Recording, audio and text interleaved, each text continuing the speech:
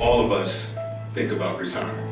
Either he will come off the bench or Nate wants him to stay home. Apparently was a miscommunication. Question about his leadership this morning. I'm here to coach this team. I don't think we've seen a collapse like this before. I mean, at least not recently. The hot topic in this year's NBA season is the fact that the Golden State Warriors haven't performed up to par. Los Angeles Clippers have underwhelmed. The Minnesota Timberwolves trade for Rudy Gobert just doesn't appear to be panning out. And lost beneath all of this is the fact that the Atlanta Hawks are undergoing one of the greatest collapses that we have ever seen in the past couple of years. We're going to cover each and every bit of it, from how high they were a couple years ago after making a trip to the Eastern Conference Finals to where they are now, where they're on the cusp of losing their head coach, are retooling their entire front office, and may lose one of their star players. So make sure you drop a like, subscribe, and turn on our notifications to help the channel grow. And now that we get all that out of the way, cue the intro.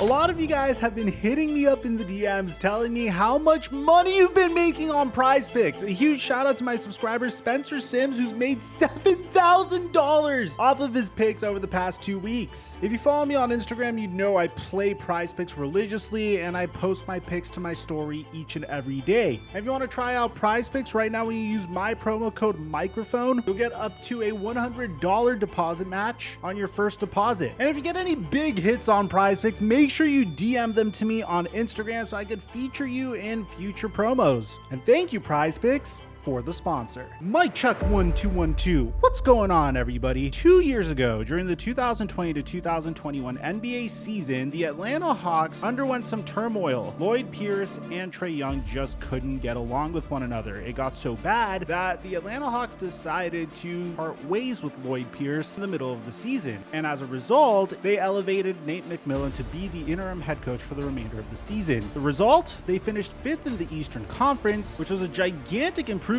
considering that they were 14th in the Eastern Conference the year prior, had one of the most exhilarating first round matchups versus the New York Knicks in the NBA playoffs, where we got to see Madison Square Garden treat Trae Young as if he was the second coming of Reggie Miller. So they're psyched to be back in the postseason.